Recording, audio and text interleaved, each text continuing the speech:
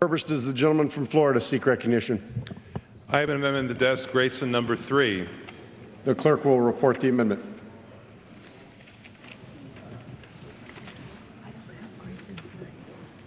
Could the gentleman, do we have the amendment? Okay. The clerk will report the amendment. Amendment offered by Mr. Grayson of Florida. Section: none of the funds made available by this act may be used to negotiate or enter into a trade agreement whose negotiating texts are confidential. The limitation described in this section shall not apply in the case of the administration of a tax or tariff. Pursuant to House Resolution 287, the gentleman from Florida and a member opposed shall each control 5 minutes. The chair recognizes the gentleman from Florida. Thank you. This amendment is akin to an amendment that was considered just a few moments ago, offered by Mr. Meadows. And this amendment is meant to address a problem that's arisen with trade agreements that's become visible to all of us as members of this august body. What's happened is that the trade representative, for no apparent legal reason, with no apparent legal authority, has taken it upon himself to negotiate trade agreements like the Trans-Pacific Partnership in secret. Not entirely in secret, just in secret from us and from members of the American public. The corresponding provision, the TTIP provision, has been posted by the European Union, which is our negotiating partner in this, on the Internet. The Trans-Pacific Partnership itself has been negotiated in secret, but that's been posted by WikiLeaks, to the embarrassment of our government in an unnecessary manner.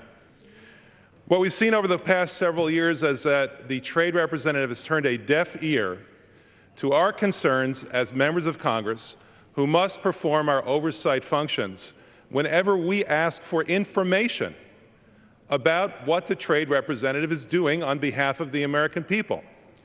3 years ago, we had the strange circumstance come up that over 100 members of Congress, 100 members of this body, wrote a letter to the trade representative saying, we hear you are negotiating something called the Trans-Pacific Partnership. Would you please give us a copy? And the answer came back, no, we're not going to give you a copy. For the past 5 years, the Trans-Pacific Partnership has been negotiated in secret. Only in the last few months, members of Congress have been able to see it under the most extreme conditions imaginable. I was actually the first person to be able to see it, and the trade representative came to my office with his staff and offered to show it to me, but I couldn't take any notes. I couldn't discuss it with my own staff. I couldn't even discuss it with other members of this body. And of course, I couldn't make copies or otherwise help myself to record what I had seen, much less speak to my constituents about it, much less speak to the media about it, much less speak to the public about it. Respectfully, secret laws are un-American laws. Secret agreements are un-American agreements. There is no such thing recognized under our Constitution as a secret statute or a secret treaty. But that is, in effect, what we've been experiencing without any legal authority whatsoever on behalf of the trade representative. Now, I'm not saying the trade representative needs to stop negotiating these agreements, not at all. What I'm suggesting is that we lift the veil of secrecy that's been dropped over these negotiations so that we can't see them, the American people can't see them, but foreign governments can see them.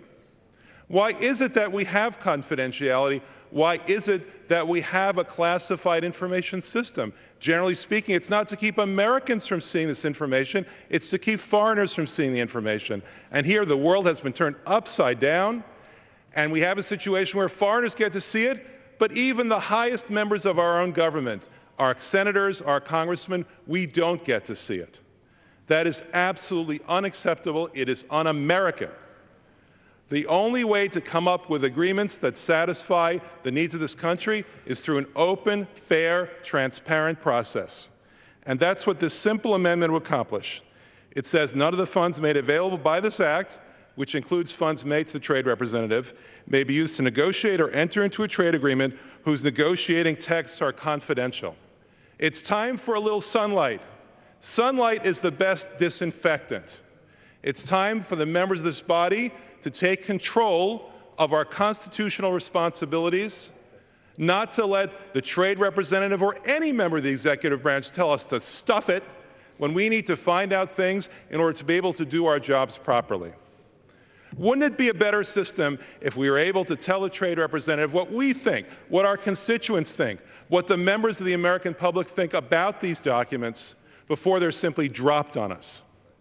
This is a simple, common-sense amendment.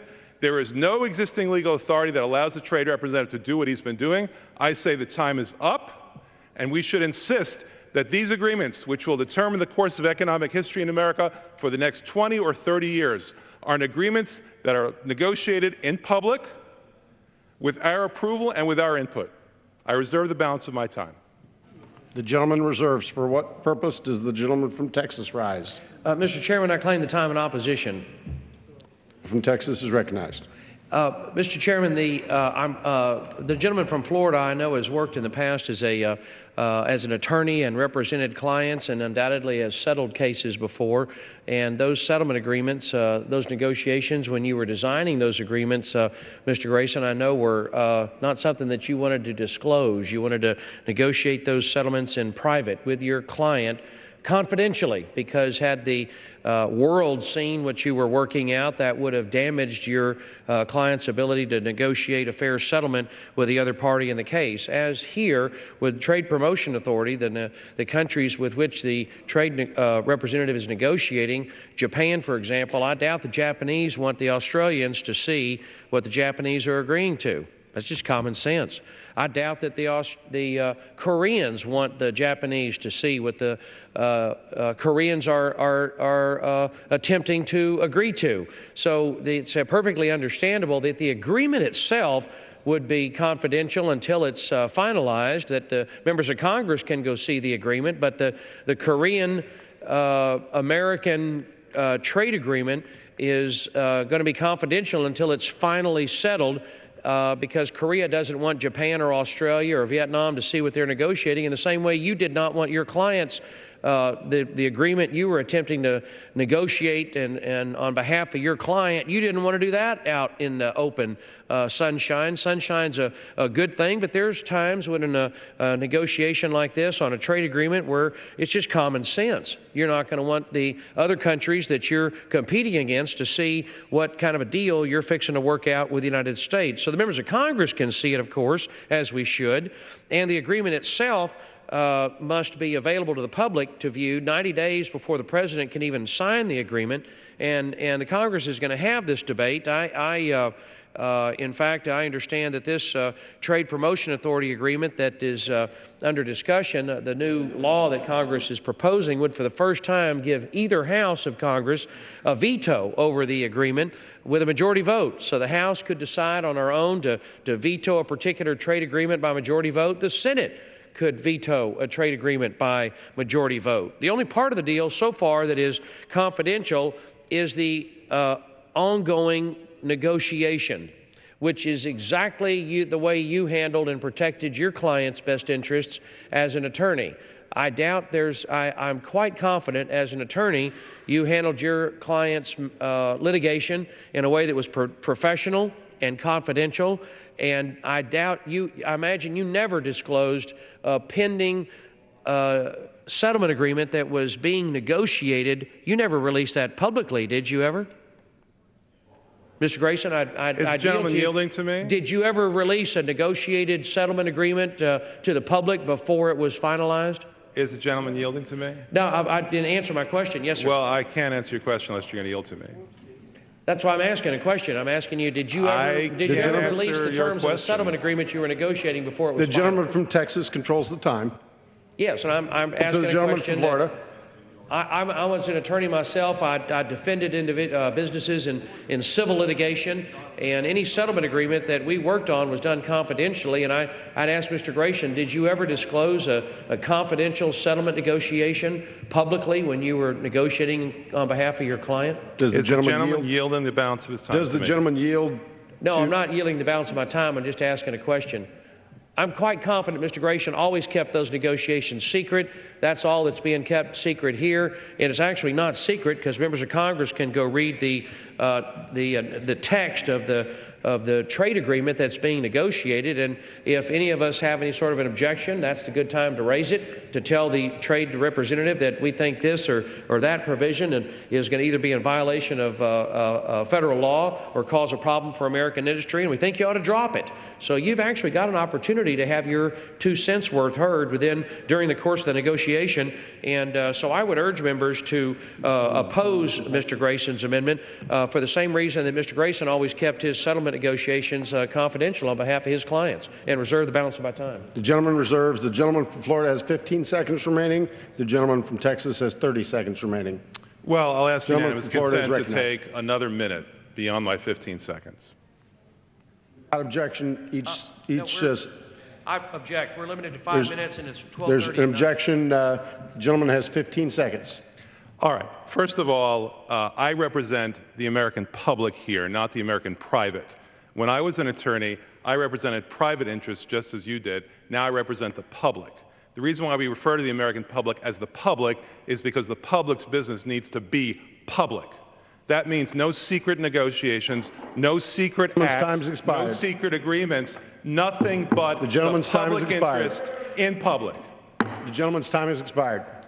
Gentleman from Texas. I think Mr. Grayson's answer confirms that he did not ever disclose a negotiated settlement before it was final, and that's just common sense. And here, under Trade Promotion Authority, the trade agreement, as it's being negotiated, needs to be kept confidential, but any member of Congress can go in and see it and have our voices heard, object, suggest changes to it as it's being negotiated. And then once it's finalized, the text must become available to the public, made available to the public 90 days before the President signs the agreement, and then either House of Congress can void the agreement by a majority vote. We're going to have this debate, and I urge members to oppose this amendment. Gentleman's time has expired. The question is on the amendment offered by the gentleman from Florida. Those in favor say aye. Aye. Those opposed say nay. No. In the opinion of the chair, the nays have it, and the amendment is not agreed to. I call for a recorded vote.